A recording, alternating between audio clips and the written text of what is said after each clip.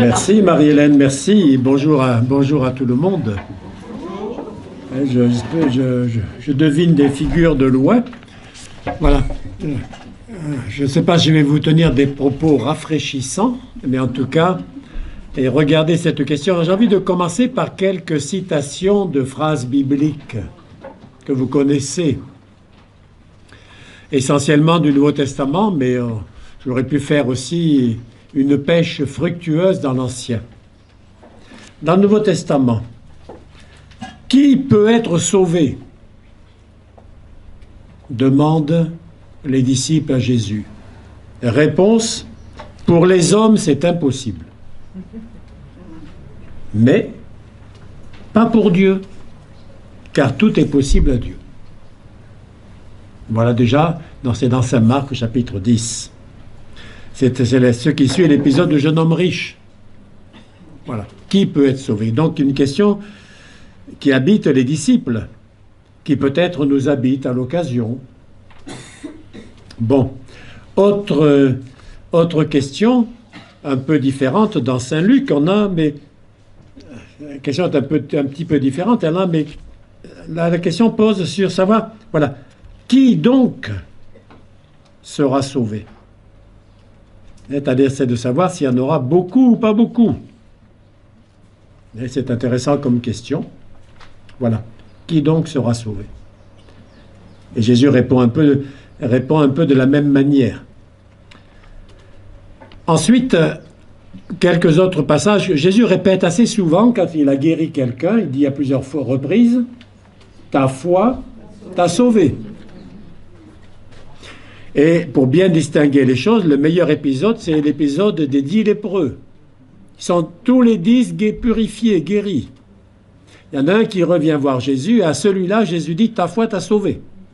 Donc ça montre bien que ce n'est pas la guérison toute seule. Il y a quelque chose de plus. À savoir quoi, j'ai essayé de vous mettre sur la piste tout doucement. Ta foi t'a sauvé. Alors après, mais on a d'autres expressions des apôtres, de Saint Paul en particulier, des apôtres dans les Actes.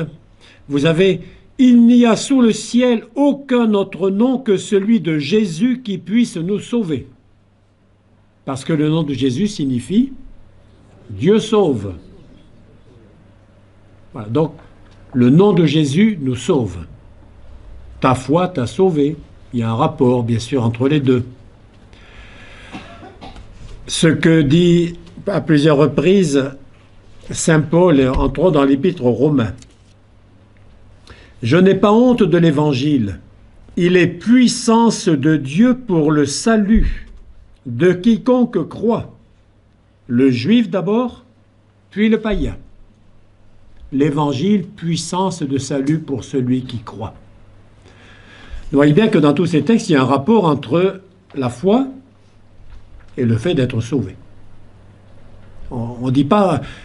Chacun est supposé savoir ce que c'est que d'être sauvé, mais parce que ce n'est pas défini. Encore un autre texte de Saint Paul, au chapitre 10 de l'Épître aux Romains. « Si de ta bouche tu confesses que Jésus est Seigneur. » De la bouche. « Si dans ton cœur tu crois que Dieu l'a ressuscité des morts, tu seras sauvé. » Là, il y a un peu plus de précision. La bouche, donc le dire en parole, c'est Romains chapitre 10, verset 9. « Si de ta bouche tu confesses que Jésus est Seigneur, si dans ton cœur tu crois que Dieu l'a ressuscité des morts, tu seras sauvé. » Et un peu plus loin, verset 13 du même chapitre, « Quiconque invoquera le nom du Seigneur sera sauvé. » Ou bien ailleurs, on a encore « C'est par grâce que vous êtes sauvés, par le moyen de la foi. Vous n'y êtes pour rien, c'est le don de Dieu. » Et puis enfin, un dernier texte, j'aurais pu en citer beaucoup d'autres, dans la lettre de Saint Jacques. « À quoi bon, mes frères, dire qu'on a de la foi si on n'a pas d'œuvre? La foi peut-elle sauver dans ce cas ?»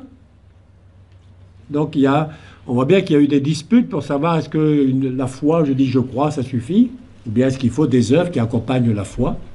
Saint Jacques dit il faut aussi que ça se voit cette foi. C'est pas simplement dire je crois, mais que ça se traduise par une manière d'agir. Bon, voilà.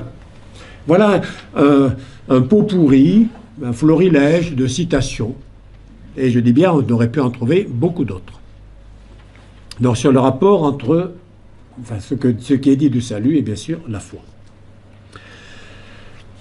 Pour nous mettre encore peu à peu sur cette question, est-ce qu'on est les premiers à être sauvés? Non, bien entendu. On n'est pas les premiers. Finalement, c'est un projet de Dieu. C'est un projet de Dieu que de vouloir sauver l'humanité. Alors quand je dis cela, évidemment, je reviens à toute l'histoire du salut. J'emploie encore ici, on pourrait mettre des guillemets, l'histoire du salut. C'est-à-dire que Dieu, finalement, cherche à nouer des liens avec l'humanité. J'ai quelques dadas, vous m'excuserez si vous m'avez déjà entendu dire cela. Mais savez-vous quelle est la première parole de Dieu à l'être humain dans la Bible? Et, plutôt la première question, pardon, pas la première parole, la première question. Eh bien, Dieu dit à Adam, « Adam, où es-tu » Voilà la question. Avant, il avait dit, « Soyez féconds, multipliez-vous », il y avait des paroles. Mais, voilà, première question, mais où es-tu donc? Et vous savez à quel moment vient ce passage, « Où es-tu » C'est après ce qu'on appelle le péché d'Adam. C'est-à-dire, finalement, Adam n'a pas accueilli ce que Dieu lui demandait, il a refusé, etc. De toucher, de manger de ce fruit de la connaissance du bien et du mal. Bon, on est dans un langage symbolique ici, hein, bien sûr. Voilà. Et donc, Adam découvre finalement qu'il est nu, il se cache, quand Dieu le cherche. Voilà. Adam, où es-tu? Eh bien, j'ai envie de dire, c'est le projet de Dieu de retrouver l'homme, enfin, ou plutôt de faire que l'homme n'ait pas peur de lui, ne se cache pas, ne s'éloigne pas de lui. Et donc l'Ancien Testament va être une manière de dire les choses, la longue période où se passe une sorte d'apprivoisement. Il faut que l'homme, l'être humain, s'habitue à ce qu'est Dieu, le découvre. Et tout cela est résumé dans un mot technique, un mot peut-être savant, mais un mot que beaucoup d'entre vous portent au doigt, le mot d'alliance. Et l'histoire du salut, en fait, c'est pas les petites anecdotes de l'Ancien Testament. L'histoire du salut, c'est l'histoire des alliances. La manière dont Dieu, librement, s'engage envers l'humanité. Ces alliances, il y a eu pas mal d'études qui ont été faites mais sur ce thème de l'alliance. Et pour montrer que ça rejoint une manière de faire qu'on trouve dans les royaumes de l'Antiquité du Moyen-Orient, c'est le grand seigneur qui donne son alliance au petit roitelet, au petit seigneur local. Alors, le petit, il n'a pas grand-chose à donner en échange. C'est le roi, c'est le grand roi qui donne l'alliance. Mais il lui demande en retour la fidélité, en disant, mais si j'ai besoin de toi, il faut que tu sois là, et voilà ce que tu feras. Mais c'est le grand qui protège, et qui a ses armées, etc. Donc, bon, on pourrait être beaucoup plus long sur l'alliance, mais je me contente de ces quelques mots. Eh bien, Dieu reprend un peu ce schéma d'alliance qui existe dans l'humanité, que les hommes connaissent, pour le reprendre à son compte et pour dire, voilà, je donne mon alliance à l'humanité. Alors, vous connaissez les alliances de l'Ancien Testament. Je pense qu'elles reviennent de ci, de là dans des parcours. Vous les connaissez par vous-même. La toute première alliance, c'est Noé. Voilà, non pas que j'espérais que vous alliez dire Abraham, parce que, bien sûr, mais enfin, Noé, d'avant Abraham, il y a Noé.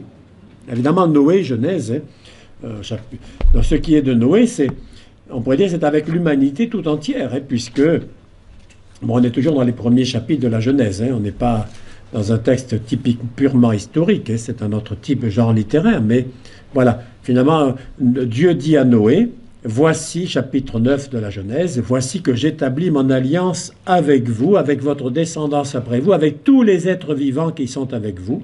J'établis mon alliance avec vous. Aucun être de chair ne sera plus détruit par les eaux du déluge. Il n'y aura plus de déluge. Dieu s'engage. Et puis il demande quand même quelque chose. Hein. Il demande finalement d'être attentif au sang. C'est dit un peu avant, chapitre 9, voilà. Donc que l'être humain ne mange pas de sang des animaux. Bon, ça, c'est la première alliance avec toute l'humanité, avec ceux qui la reconnaissent, bien sûr. Après, il y a bien sûr Abraham. Tandis qu'à partir d'Abraham, on voit que Dieu va choisir. Il choisit quelqu'un. Abraham, puis Isaac, puis Jacob. Et à partir de Jacob, il prend tous les héritiers. C'est-à-dire tous les enfants de Jacob. Les 12 ancêtres des 12 tribus. Enfin, je reprends le schéma biblique que vous connaissez. Donc, une alliance, c'est Dieu qui choisit, à partir d'Abraham, qui choisit qui il veut. Dans le livre de l'Exode et du Deutéronome, surtout du Deutéronome, le peuple d'Israël réfléchit à ce mystère de l'alliance. Mais pourquoi nous avoir choisi, nous? Est-ce qu'on est les meilleurs? La réponse, pas du tout. Est-ce qu'on est le peuple le plus nombreux de la terre? Réponse, pas du tout. Au contraire, finalement. Et la réponse est Dieu t'a choisi parce que tu es petit. Mais je te fais grâce, je t'aime. Voilà. Voilà l'alliance depuis Abraham et Isaac et Jacob, ses descendants, et puis ensuite, à partir de Jacob, l'ensemble de ses descendants. Cette alliance, elle va être solennisée, élargie, précisée avec l'alliance du Sinaï. L'alliance du Sinaï avec les lois. Ici, il y a beaucoup de lois et de commandements. Et puisque, alors je ne sais jamais, je le cite de mémoire toujours et je ne fais pas de référence, mais il y a 365 commandements positifs sans doute et 248 négatifs. Enfin, il y en a un par jour. D'abord. Et puis ensuite, toute une autre série, 613 commandements dans la loi. Donc ça fait beaucoup, bien sûr. Mais, finalement, c'est la réponse de l'homme à la fidélité de Dieu. Mais si vous allez voir ce qui est dit dans le livre de l'Exode, chapitre 19, on est toujours dans le cadre du salut. Et je pars d'un peu loin, mais c'est cela. Voilà. Vous avez vu, tu diras, hein, Dieu parle à Moïse, tu diras à la maison de Jacob, tu diras aux fils d'Israël, vous avez vu ce que j'ai fait à l'Égypte. Et maintenant, si vous écoutez ma voix, si vous gardez mon alliance, vous serez mon domaine particulier parmi tous les peuples, car toute la terre m'appartient. Vous serez pour moi un royaume de prêtres, une nation sainte. Donc, vous voyez ce petit peuple que Dieu a choisi à libérer d'Égypte par amour. Et Dieu veille sur lui, il le protège, il le défend alors qu'il est fragile.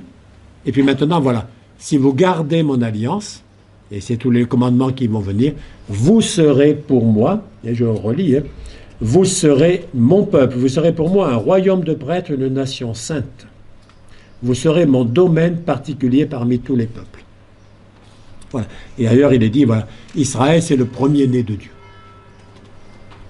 Voilà. Donc, cette alliance, ce lien spécial qui est fait avec un peuple.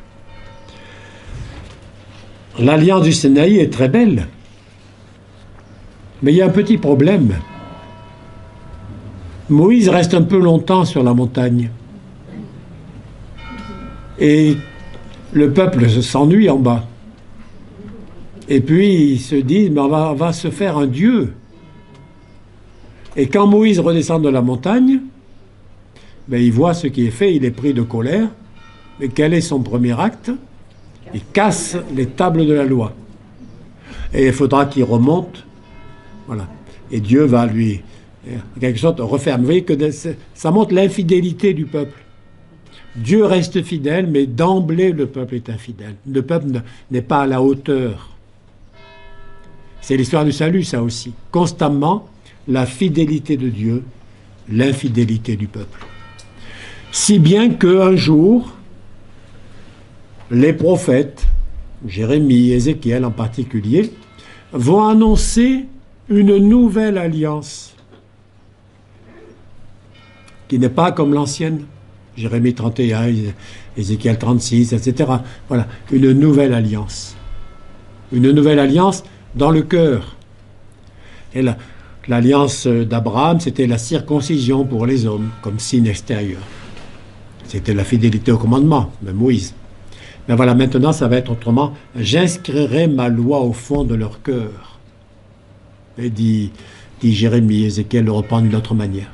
Donc, une nouvelle alliance annoncée pour l'avenir.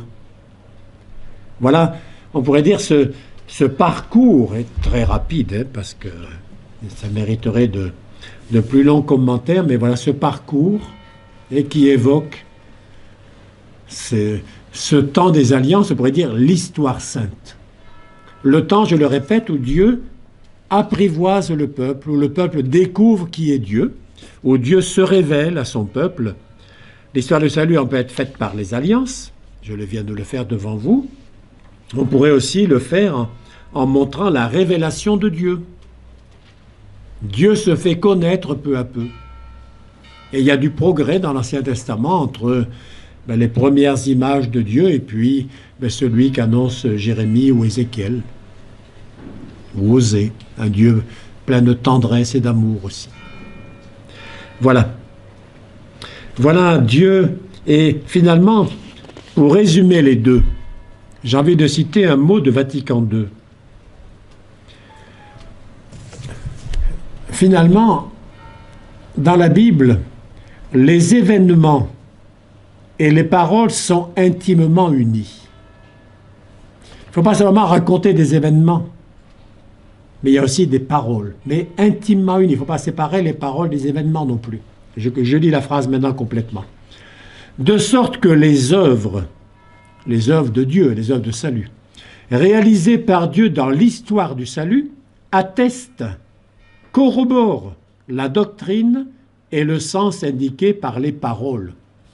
Il n'y a pas que des paroles où Dieu dirait « Tu es mon peuple, je te sauve ». Il y a des actes.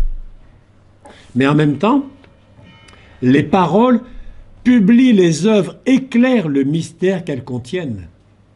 Parce qu'un acte, mettons la libération, la sortie d'Égypte, ça peut s'interpréter de bien des manières.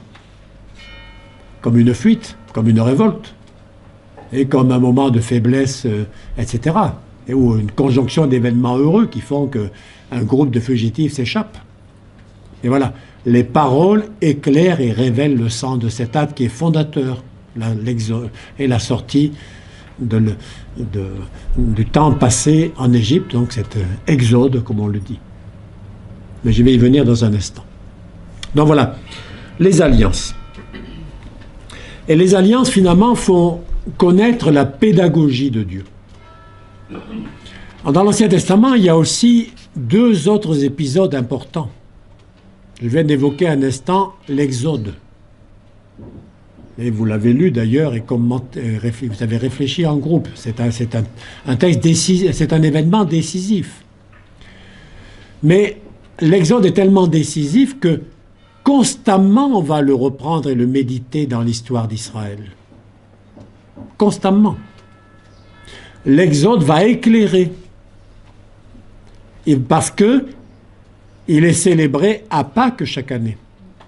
Et je relis maintenant l'événement et la liturgie.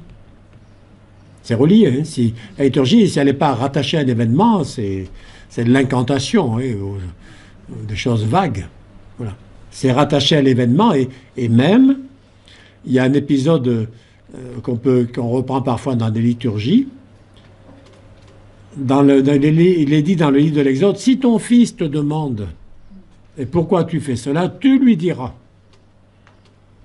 Et tu lui diras, tu l'expliqueras, nos pères étaient captifs en Égypte, Dieu les a libérés, c'est pour cela que nous refaisons ce geste de l'agneau pascal, enfin de rite, etc. Voilà. Et donc, se transmettent de génération en génération ces paroles, ces gestes, et qui finalement font que l'Exode n'est pas seulement un événement du passé, et là j'arrive à une deuxième idée importante de l'histoire du salut, ça n'est pas simplement un événement du passé, c'est un événement toujours actuel, qui donne du sens à ce que nous vivons. Et donc il y a constamment un nouvel exode. Les prophètes vont réfléchir, et en particulier au moment où le peuple est détruit. Il n'y a plus de royauté, il n'y a plus de temple. Les élites sont déportés à Babylone. Est-ce que c'est la fin? Eh bien, on remédite l'Exode. Et on découvre que Dieu n'abandonne pas son peuple. Même si le peuple apparemment n'a plus rien, Dieu le tient. Et finalement, les prophètes, comme le deuxième Isaïe 40 à 55, annoncent un nouvel Exode. Vous allez sortir de Babylone, vous allez traverser le désert va refleurir. L'exil, deuxième temps fort, eh bien, est compris et réinterprété par rapport au temps passé en Égypte, par rapport à la sortie d'Égypte. Et il y aura aussi une sortie de l'exil à Babylone. Voilà, donc c'est deux temps forts, mais qui éclairent aussi l'histoire du salut, avec tout ce qu'implique ce temps de l'Exode. Hein. Ce n'est pas un temps facile de traverser le désert. Hein. On ne part pas avec armes et bagages, hein, on part léger. On n'amène que le nécessaire quand il faut marcher. Et puis on a chaud, on a soif, on a faim. Il n'y a rien dans le désert. Et puis il faut y rester longtemps. Bon, etc. Et puis on découvre des ennemis. Bon, et ainsi de suite. Et donc, c'est le temps de la confiance. Est-ce que tu fais confiance à Dieu? Ben, le temps de l'exil, c'est pareil. En plus dur. Et c'est le temps de... Est-ce qu'on fait confiance à Dieu? Et c'est le prophète Ézéchiel, par exemple, qui reprendra cela. Voilà. Donc, un avenir est ouvert. Et enfin, dernière chose dans l'histoire du salut, mais on découvre que finalement, Dieu est à l'œuvre depuis la création du monde. Dès les origines. Même si le peuple d'Israël n'existait pas, Dieu était déjà à l'œuvre. Et donc, voilà. Et donc, s'établissent ces grands récits et se compose peu à peu tout l'Ancien Testament, hein, tel qu'on l'a maintenant dans la rédaction d'aujourd'hui, finale. Voilà, avec ces grands récits de création. Alors, Dieu est à l'œuvre. Dieu veut l'humanité, Dieu veut le monde tel qu'il est, Dieu veut le sauver, même si l'être humain est infidèle. Bon, voilà l'histoire du salut, rapidement esquissée. Donc, vous voyez bien, les alliances, comme un événement du passé, mais un événement qui continue, l'exode et l'exil, et comme étape fondatrice, l'exode surtout, mais l'exil ensuite, bien sûr, et puis cette attente d'un avenir, la nouvelle alliance. Ça, c'est l'histoire du salut, c'est l'Ancien Testament, mais ce n'est pas que l'Ancien Testament. L'histoire du salut, il y a 3 étapes, et c'était rappelé par Marie-Hélène à l'instant. Il y a Jésus. Finalement, toute cette préparation, quel est son but? Mais c'est d'avoir finalement habitué en quelque sorte l'être humain à Dieu, de sorte que Dieu puisse devenir homme. Et que ce mystère incroyable de Dieu qui se fait homme puisse être reçu. Non sans peine. Hein. Alors, des fois, on se dit, si on était à la place des apôtres, on croirait facilement. Sûrement pas. Sûrement pas. Ils ont eu de la peine à croire. On n'est pas meilleurs de nous, on est habitués. Mais c'était une nouvelle inouïe, invraisemblable pour eux. Dieu est Dieu. Il est loin, il est haut, il est grand, il est inaccessible. Et l'homme, on sait ce que c'est. Mais le lien entre les deux, non, c'est pas possible. Il y a des envoyés de Dieu qui parlent, on fait un culte à Dieu, on fait des sacrifices pour essayer que cette barrière, à certains jours, s'estompe. Mais il y a une telle distance qu'un lien très étroit n'est pas possible. Eh bien voilà. L'histoire de Jésus, c'est le centre de l'histoire du salut. Dieu se fait homme. Et donc, là je n'insiste pas, je me contente de ces quelques mots, et tout le reste, vous le savez fort bien. Et puis, il y a l'incarnation, Jésus fait homme, Jésus qui prêche, et puis il y a le mystère pascal. C'est pas un accident. Et c'est pas un accident en disant si les gens avaient été gentils, ils n'auraient pas tué Jésus. Et non, hein. Finalement, on pourrait dire, quand Jésus dit il fallait que le Christ souffrit et pour entrer dans sa gloire, ça montre bien qu'on est dans l'ordre du projet de Dieu. Et du projet de Dieu. Non pas la souffrance, mais pour manifester jusqu'où va l'amour de Dieu. C'est ça qui est le maître mot. Et la fête du Sacré-Cœur d'aujourd'hui l'exprime bien. L'amour de Dieu, à l'œuvre depuis les temps anciens, les alliances, l'amour de Dieu manifesté en Jésus et qui va jusqu'à mourir sur la croix. Prendre sur lui la rupture, le mal que fait l'humanité, le péché, et rester fidèle à son Père jusqu'au bout. Et Dieu le ressuscite des morts.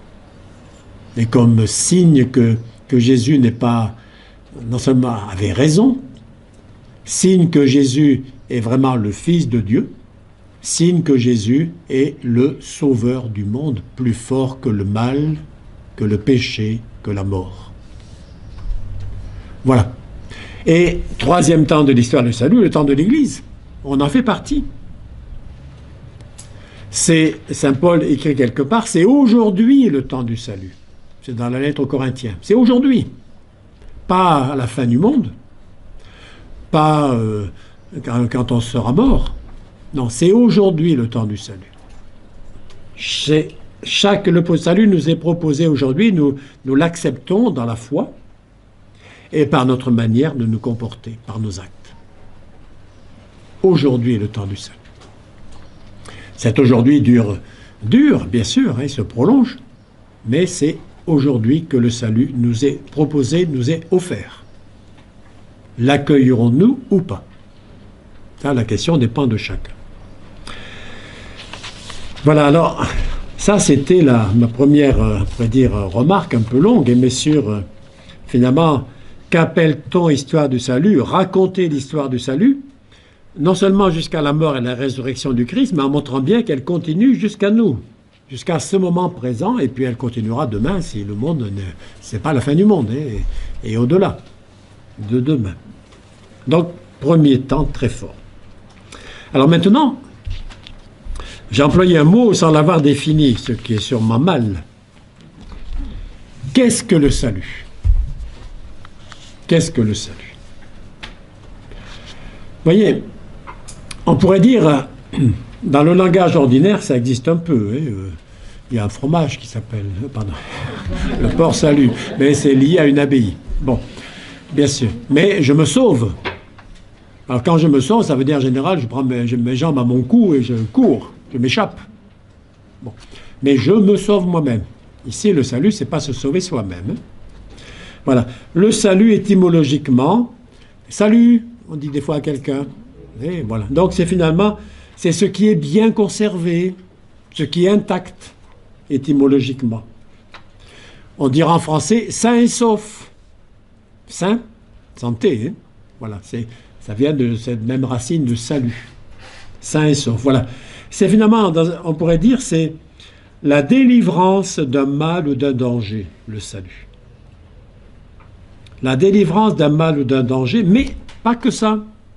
C'est aussi le passage à une vie meilleure. Et j'insiste sur le fait qu'il y a les deux dimensions. On est délivré, mais on est aussi mieux. Et donc, il faut bien tenir cela. Il faut bien tenir cela. Vous voyez, je l'ai dit tout à l'heure, le salut commence dès la création. Il commence dès le début. Le salut, Dieu veut sauver tous les hommes, dit aussi, écrit quelque part Saint Paul. Il veut sauver tous les hommes. Très bien. Et donc, le salut, ça va consister de la part de Dieu à amener l'humanité à vivre en communion avec Dieu. Voilà le parcours complet. À vivre en communion avec Dieu, mais bien sûr, ça va passer par la réponse libre de chacun. Et voilà donc, on pourrait dire, ce parcours. Mais il y a dans le monde, il y a en chacun de nous une attirance contraire. Et une attirance contraire. Il y a le mal qui agit, le mal mais qui se traduit par des choix libres de notre part. Et on l'appelle le péché. Alors, le péché qui peut être personnel, qui peut aussi être collectif. Et le péché plus collectif, on pourrait dire, c'est celui qui existe avant nous. Et il y a même ce qu'on appelle le péché originel, entre guillemets, c'est-à-dire l'impuissance de l'être humain d'entrer en relation avec Dieu. D'une manière vraie. Et voilà. Alors, le salut, vous voyez, donc ça peut être présenté de bien des manières, et le Nouveau Testament a des images différentes du salut. Il peut être présenté comme une guérison, comme une réconciliation avec Dieu. Ces mots, on les utilise nous-mêmes, une guérison, une réconciliation avec Dieu, avec les autres, avec soi-même. C'est vrai. Je suis sauvé, pardonné, réconcilié. Deuxième indication, le salut, c'est un don. Je répète, je ne me sauve pas moi-même. Et donc, bannissons les formules « je me gagne mon salut ». C'est pas vrai. Il n'y a que Dieu qui sauve, par Jésus. Donc, Dieu seul peut sauver. Le salut est un accomplissement. C'est-à-dire qu'on entre dans le projet de Dieu pour être heureux, pour être pleinement soi-même. Et aujourd'hui, on est plus sensible à cette dimension-là. Eh bien, on pourrait dire que le type de l'homme parfait, c'est le Christ. Voilà un accomplissement, une perfection, un aboutissement. Mais aussi une guérison, une libération et un don de Dieu. Voilà, tout ça c'est vrai. Et on trouve encore d'autres images dans le Nouveau Testament, peut-être un peu plus liées au contexte du Nouveau Testament. De l'esclavage, où il y a un esclavage existait. On savait ce que c'est qu'un esclave. Aujourd'hui, c'est très vague pour nous. Et donc, quand on parle de libération de l'esclavage, du péché, du mal, c'est très parlant pour l'Antiquité. Aujourd'hui, ça l'est un peu moins. Donc, vous voyez, j'espère avoir un peu mieux défini ce qu'est le salut. S'il fallait résumer absolument d'un mot positif, je dirais, c'est de participer à la vie même du Christ. Mais qui dit cela dit être libéré de ce qui m'oppose à lui. Hein. Soyons bien clairs. Mais si je présente les choses positivement, je dis voilà, l'aboutissement, c'est de participer pleinement à la vie du Christ. Tu seras sauvé, ta foi t'a sauvé. Voilà. Elle fait vivre, elle épanouit, elle dilate, elle rend heureux. Je suis uni étroitement à la personne du Christ parce que je sais qu'il m'aime, je sais qu'il m'a libéré. Voilà. Sauvé de quoi? Eh bien, sauvé de ce qui nous oppose à Dieu. Et ce qui nous oppose à Dieu. Donc, le péché, le mal, en particulier, la mort, c'est un ennemi. Donc, le salut implique la vie éternelle. Elle commence quand, la vie éternelle? Maintenant. Et pas dans l'au-delà. La vie éternelle, c'est de te connaître, toi, le seul vrai Dieu, et celui que tu as envoyé Jésus-Christ. Jean 17, 3. Et la vie éternelle commence dès à présent. Et je répète, le salut, c'est aujourd'hui. C'est aujourd'hui le temps du salut. Voilà. Sauver de ce qui nous oppose à Dieu. Et il y a plein de choses qui nous opposent à Dieu, en nous-mêmes. Et dans le monde, bien sûr. Sauver par qui? Sauvé par le Christ. C'est le seul sauveur du monde.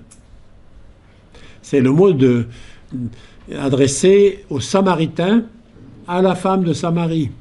Nous l'avons vu et maintenant nous savons, nous croyons qu'il est le sauveur du monde. Les Samaritains sont bien placés, ils ne sont pas vraiment juifs. Hein. Donc ils peuvent le dire plus librement encore. Le sauveur du monde. Et donc, la foi, puisque c'est la foi qui sauve, la foi nous unit au Christ. La foi nous permet de lui faire confiance, d'entrer dans sa vie, et donc de recevoir sa grâce, son amour, et de devenir capable de mettre en œuvre sa parole. Et je répète, la réponse libre des actes, et qui est claire, qui montre que la foi nous anime. Voilà, sauvé de quoi? Sauvé par qui? Vous voyez bien, hein, par le Christ, et c'est la foi qui nous unit à lui. Alors, évidemment, une des questions, après il y a des tas de questions qui vont venir, hein, je ne réponds pas à toutes, vous en poserez sûrement. Hein. Bon, qu'est-ce qui s'est donc passé en Jésus pour que le salut passe par lui? Et pourquoi est-il le sauveur du monde? Alors, il y a eu beaucoup de réflexions à ce sujet, mais il est le sauveur du monde parce que Jésus est pleinement Fils de Dieu et personne humaine. Pleinement. Et ça a été les grandes discussions des premiers siècles chrétiens. Ce n'est pas des discussions, byzantines, qui n'ont aucun intérêt. C'est qu'il faut que Jésus soit pleinement les deux. Pleinement Dieu, pour que son action puisse être efficace. Si ce n'est qu'un homme, il peut tenir de beaux discours, mais ce n'est pas plus efficace que Socrate, ou que n'importe quel, que Gandhi ou qu'un autre. Bon. Il est fils de Dieu, et en même temps, il est pleinement homme. Parce que s'il n'est pas pleinement homme, il ne rejoint pas notre vie. Et ça va impliquer qu'il a une volonté humaine, une conscience humaine, une âme humaine, pleinement homme comme nous. Et voilà. Et tout ça, c'est des discussions des premiers siècles, en disant oui, il est homme, mais il n'a pas de volonté humaine, il n'a qu'une volonté divine, par exemple. Nous, ça nous paraît extrêmement abstrait de réfléchir à cela, mais non. Jésus dit quelque part, non pas ce que je veux, mais ce que tu veux. C'est l'agonie. Donc, ça montre bien qu'il a une volonté humaine. Voilà. Et s'il n'a pas de volonté humaine, il n'est pas homme. Mais un homme qui n'a pas de volonté, c'est un mollusque, me semble-t-il. Voilà. Donc, il est pleinement Dieu et homme, et donc il est le seul qui puisse unir Dieu et les hommes. Le seul. Il n'y en a pas d'autre. C'est pour ça qu'il est le seul sauveur du monde. Pleinement Dieu, pleinement homme. En lui, il unit les deux qui étaient séparés. Et donc, la réconciliation avec Dieu passe par lui. La vie de Dieu, donnée en plénitude, passe par lui seul. Donc par la foi en lui, par la confiance en lui. Et Dieu nous veut comme son Fils. Il nous espère comme avec son Fils.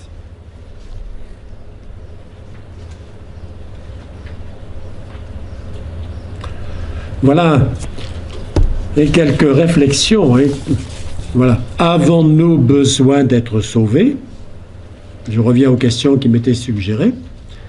J'espère avoir répondu oui. Vous avez compris oui. Nous en avons besoin parce que par nous-mêmes, nous ne pouvons pas nous sauver.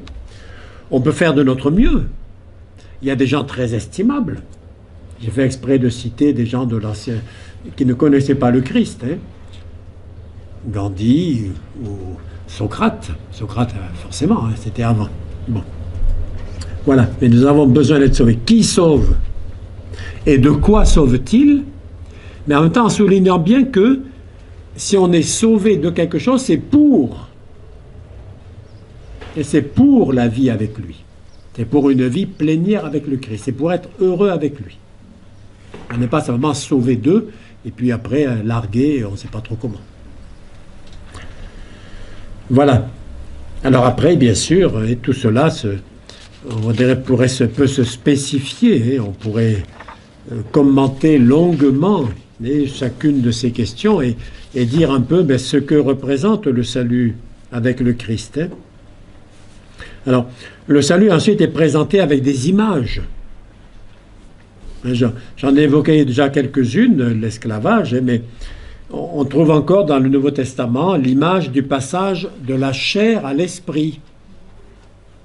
La chair, c'est ce qui vraiment nous emprisonne, nous enferme, et dans un horizon purement terrestre.